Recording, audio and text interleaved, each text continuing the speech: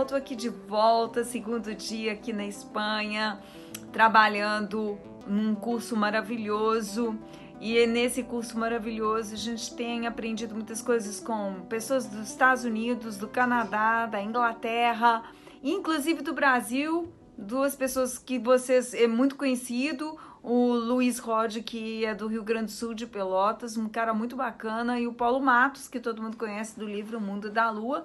Mas o que é que eu tenho para contar para vocês? Muita coisa.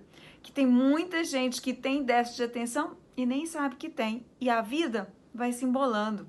Então, me espera aí que eu vou perguntar para você. Vou fazer umas perguntinhas aqui, quero ver se você falar assim, pode procurar pela gente, porque tem solução para esses problemas, tá bom? Então vamos lá. A primeira pergunta é: você é desorganizado? Suas coisas são todas bagunçadas? Você não consegue ter organização? Você esquece as coisas, assim, já largou algumas faculdades, não leva as coisas até o final, e quando o seu chefe aperta você no serviço, você fala: esse trabalho eu vou desistir, ou já foi mandado embora do seu serviço porque você começou produzindo bem, depois você foi largando de lado e não cumprindo todas as tarefas. Muitas pessoas adultas sofrem de transtorno de déficit de atenção e passaram desapercebido porque as mães pouparam muito. Como? Passou desapercebido, tirando uma notinha boa porque a mãe ajudou no dever de casa, a mãe ajudou a estudar, a professora particular foi em casa estudar, o quarto era todo bagunçado, mas a mãe vinha, colocava o quarto em ordem, a empregada. A mãe dizia: olha, você esqueceu o telefone, você esqueceu o lápis, arrumava a pasta, deixava tudo organizado. Você era daquelas crianças que, assim, deixava uma coisa ou outra de lado, não gostava muito de estudar, empurrava com a barriga, mas adorava um videogame, ou passear na rua, ou brincar?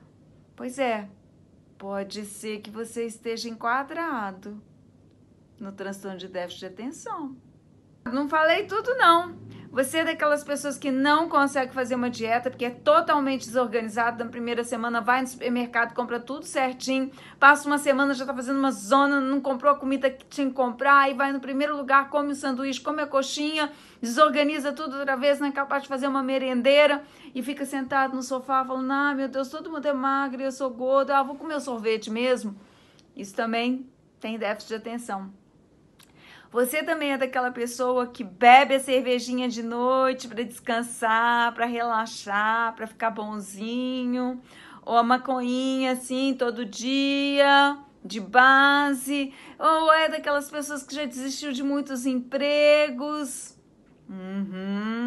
Tem coisa aí. Eles descobriram que uma grande percentagem de adultos continua sofrendo de déficit de atenção e não foi diagnosticado quando criança, passou desapercebido, a escola era fácil, a mãe ajudava e passou desapercebido. E esse adulto, então ele se torna um adulto normal, mas ele tem uma certa deficiência e ele anda catando cavaco, como diziam os antigos, quem é da minha idade, não consegue acompanhar o ritmo de todas as pessoas. Então ele perde emprego, ele é acusado pelo chefe de desorganizado ou que não está com boa vontade para fazer a função, ele não consegue organizar a geladeira, as compras de casa, ele não paga direito as contas em dias, a esposa reclama, o marido reclama que é bagunçado, deixa a casa desorganizada. Essas pessoas sofrem um transtorno de déficit de atenção na idade adulta, que atinge até 5% da nossa população. É muita gente que sofre disso e tem tratamento. Quando nós introduzimos as anfetaminas, os remédios que nós temos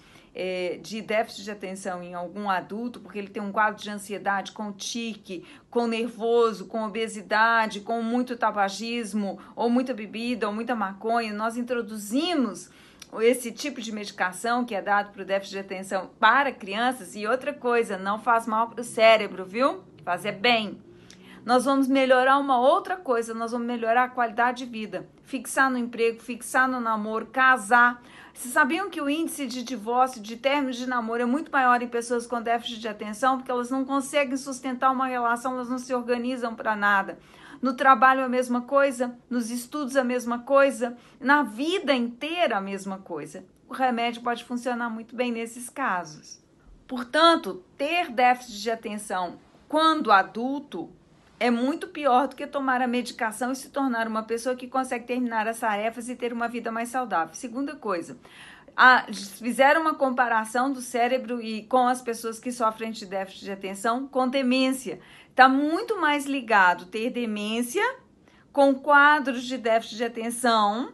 Portanto, vale a pena ser medicado, porque você vai desenvolver as conexões cerebrais. A medicação, ela não é um veneno, é para desenvolver sua conectividade no cérebro. As vias, é como se fosse abrir vias e a neuroplasticidade acontece, você faz mais conexão. Então, o remédio ajuda para você também evitar a demência quando velhinho. Então, agora a pergunta vai ser sua. Você deve estar pensando assim, a Sofia é a favor de medicação para déficit de atenção? Sou. Tanto na criança quanto no adulto. E hoje eu vim nesse congresso só para aprender isso. Se esses remédios fazem mal para o cérebro, porque eles são tarja preta, mas na verdade eles só fazem bem. Eles estimulam uma área do cérebro, a área pré-frontal, para você ficar focado, porque o seu cérebro não tem essas vias que fazem essa relação.